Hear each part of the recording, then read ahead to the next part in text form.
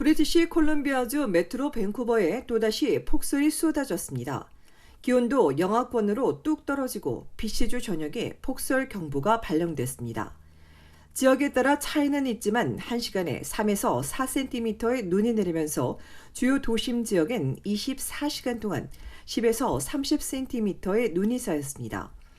버나비 주택가에도 많은 눈이 내려 도로에 주차된 차들이 눈으로 뒤덮였고 도로는 온통 하얗게 변했습니다.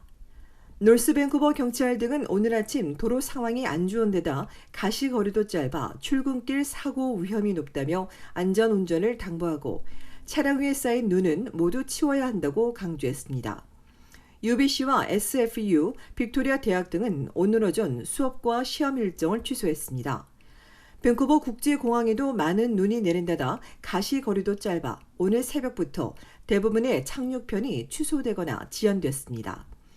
7만여 명이 이용하며 1년 중 가장 바쁜 날인 어제도 눈과 가시거리 탓에 수많은 승객들이 여객기 안에서 오도 가도 못했고 공항에도 길게 줄지어서 승객들이 오랜 시간 기다려야 했습니다.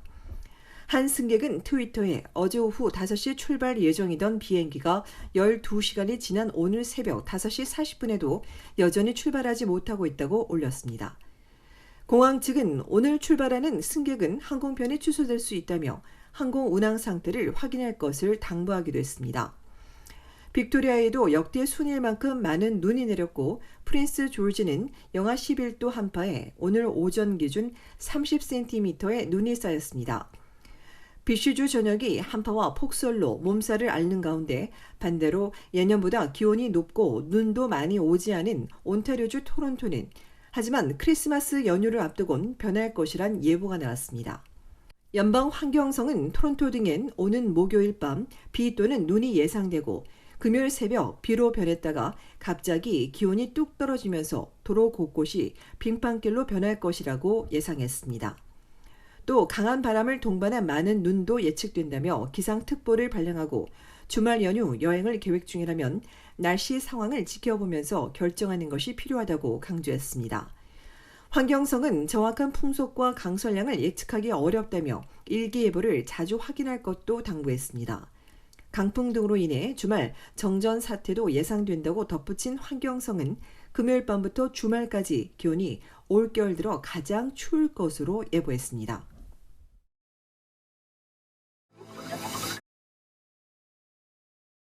온타리오주 정부가 어린이집 보육시설과 유치원 등 정부 보조기관을 확대하고 있습니다. 앞서 지난 3월 온주와 연방정부는 오는 2026년까지 1일 $10인 정부 보조 보육시설을 7만 1,000개 더 만들겠다고 발표한 바 있습니다. 어제 온주 정부는 이를 위해 $2억 1,300만 달러의 보조금을 투입한다며 이미 진전을 보이고 있어 2026년까지 5만 3천 개를 추가 확보할 수 있을 것이라고 밝혔습니다. 이 확대 사업이 성공적으로 끝나면 온주 내 정부 보조 보육시설의 수가 8만 6천 개를 넘을 것이라고 덧붙였습니다. 지난 4월부터 시작된 정부 보조 프로그램을 통해 본인 부담금이 25% 감면됐으며 올해 말에는 본인 부담금 감면 비율이 50%까지 늘어날 전망입니다. 다만 하루 $10가 되기 이전에는 보육시설에 따라 본인 부담금의 차이가 있을 수 있습니다. 정부는 자녀 양육비 부담을 덜어주기 위해 단계적으로 시행하고 있다며 올해 말까지 자녀 한 명당 연간 최대 $10,000의 비용을 줄일 수 있도록 노력하고 있다고 말했습니다. 한편 온주 정부에 따르면 인가받은 보육기관의 92%가 일일 $10 사업에 참여하고 있습니다.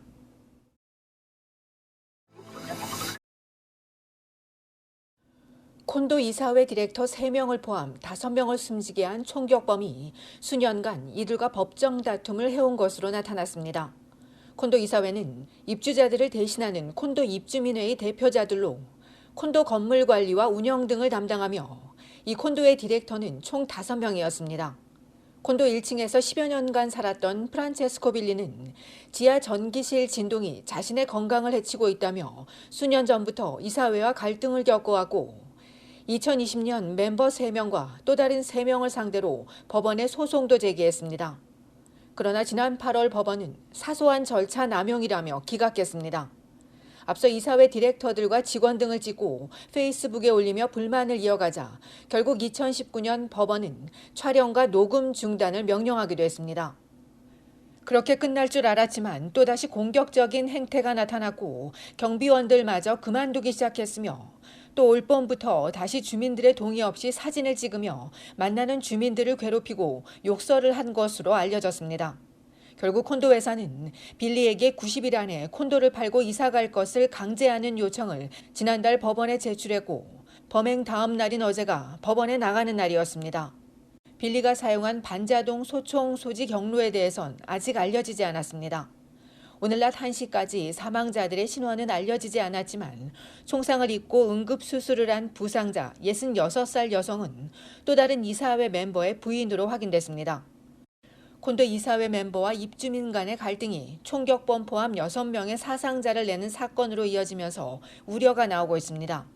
법조계 관계자들은 콘도 관련 분쟁이 항상 있어 왔지만 팬데믹 기간 동안 집에 갇혀 있으면서 최근 들어 분쟁이 더욱 빈번해졌고 또 폭력적으로 변하고 있다고 지적했습니다. 한편 일주일 전 이탈리아 로마에서도 입주민 회의를 하던 주민들을 향해 총을 난사해 3명이 숨지고 3명이 다친 바 있습니다.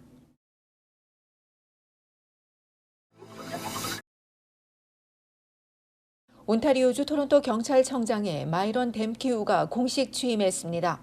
시민들과의 신뢰 구축이 최우선 과제라고 강조한 댐키우 청장은 토론토 경찰의 32년 몸담은 베테랑으로 지난 9월 15일 새 수장에 임명됐습니다.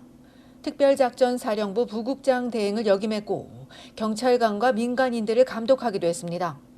하지만 앞서 2000년 9월 여성 동성애자들과 성전환자들의 사교 행사장을 급습했던 사건에 댐키우 청장이 깊게 관여했던 사실이 드러났습니다. 이후 온주법원은 2002년 경찰 수사가 부적절했다며 관련 혐의를 기각했고 이에 성소수자 단체가 경찰을 온주인권위원회에 제소했으나 경찰의 사과를 조건으로 합의된 바 있습니다.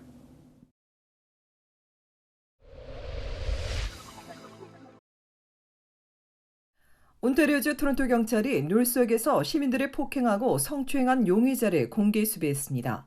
용의자는 어제 낮 12시 30분쯤 영스트리트와 핀치 애비뉴 이스트를 지나는 비바 버스 안에서 여성 승객을 폭행하고 성추행했으며 하차하기 전 또 다른 남성과 여성 승객을 공격한 것으로 알려졌습니다.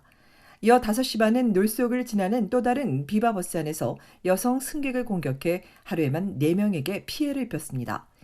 마지막 범행 당시 빨간색 셔츠에 검은색 긴팔 셔츠, 짙은 갈색 바지에 흰색 신발을 신은 용의자는 키 183cm, 몸무게 73kg, 머리는 검고 갈색 눈에 콧수염과 수염이 있으며 추가 피해자가 더 있을 것으로 보인다고 전한 경찰은 3건의 폭행과 2건의 무장폭행 혐의로 32살 에드워드 더글라스를 쫓고 있다고 밝혔습니다.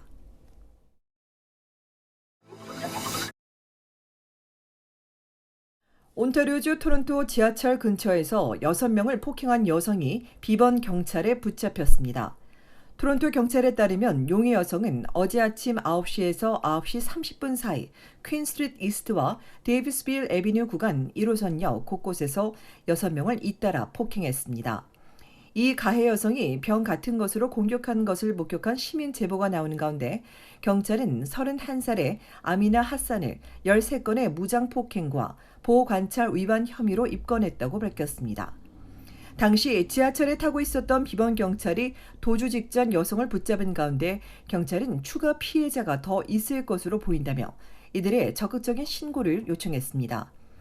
한편 피해자 중 1명은 부상이 심하진 않았지만 병원으로 옮겨져 치료를 받은 것으로 알려졌습니다.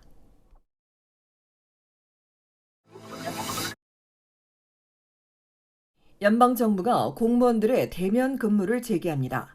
일주일에 이틀에서 사흘 또는 총 근무 시간의 40에서 60%를 대면 근무로 재개하며 오는 2023년 1월부터 3월 말까지 단계적으로 추진할 계획입니다. 당국은 코로나 팬데믹 이후 필수 분야를 제외한 연방 공무원들이 원격 근무를 해왔지만 이젠 비필수 분야까지 확대할 때가 왔다며 모든 부서에 대면 근무를 적용할 것이라고 밝혔습니다. 공무원들이 직장에 복귀하면 지역 상권과 대중교통 등 지역 경제 활성화에 큰 도움이 될 것이라고 온타리오주 오타와 시장이 환영하는 데 반해 연방 공무원 노조는 이번 결정이 지난 2년 반 동안 원격 근무를 효과적으로 해 공무원들의 노력에 반하는 것이라며 반대하고 있습니다.